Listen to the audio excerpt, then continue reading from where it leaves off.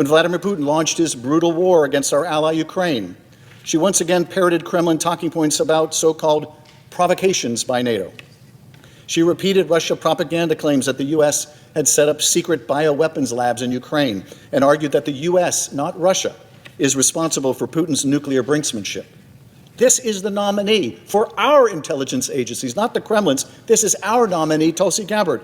This is who this president seeks to hand over the keys to our national security, to entrust her with the nation's most closely held secrets, to be the final voice in the room advising the president on intelligence, to be, in the plain words of the law, quote, the principal advisor to the president, to the National Security Council, and the Homeland Security Council for intelligence matters related to the national security. This, Tulsi Gabbard.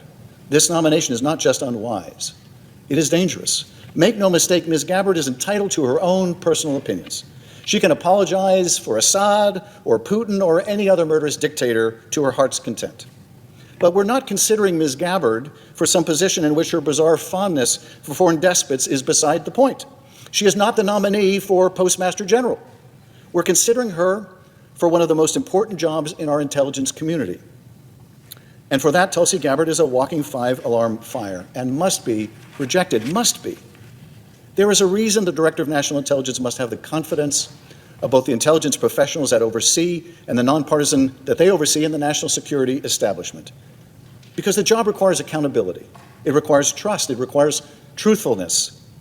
In 2015, Ms. Gabbard joined a congressional delegation trip to the Middle East, the kind that so many of us in this chamber have participated in.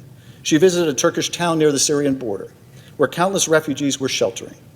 Her guide took Ms. Gabbard to meet two Syrian girls aged just 9 and 4 years old, who had been badly burned in a bombing carried out by the Syrian dictator's warplanes.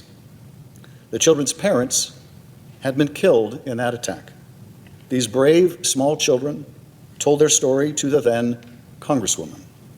Now, in this situation, I think any of us would have roughly the same response. Some form of sympathy, some form of empathy, some attempt to provide comfort to these children who saw their lives and their families destroyed in front of them. But Ms. Gabbard had a very different response. By the account of the guide who was with her, she looked at the children and said, "How do you know if it was Assad? What if it was ISIS?" I should note that ISIS, of course, has no air force. But of course, that wasn't really the point, was it? The point was perhaps best illustrated by her guide, who was with her that day and who said that experience, those days with Ms. Gabbard, he said, quote, "It dawned on me that Tulsi wasn't misinformed or ignorant." He said he worried instead that she, quote, had a worldview that was adversarial to the United States. Adversarial to the United States. Think about that. Adversarial to the United States. And consider whether this is the right person to be director of national intelligence. Where do we draw the line with Donald Trump? What level of unfitness in a nominee? What level of unconstitutionality in an executive action? What level of abject disregard of our judicial system? What national security threat or risk will it take? What action could he commit where we would be joined by our Republican colleagues in saying we've had enough? Where is the line? When is an action too egregious or an appointment too absurd, a risk or threat that is too big? Where is the line? Is it disobeying a lawful court order, which this administration seems to be laying the groundwork to do? Is it confirming a patently unqualified FBI director who wants to close down FBI headquarters and makes music with felons who beat law enforcement?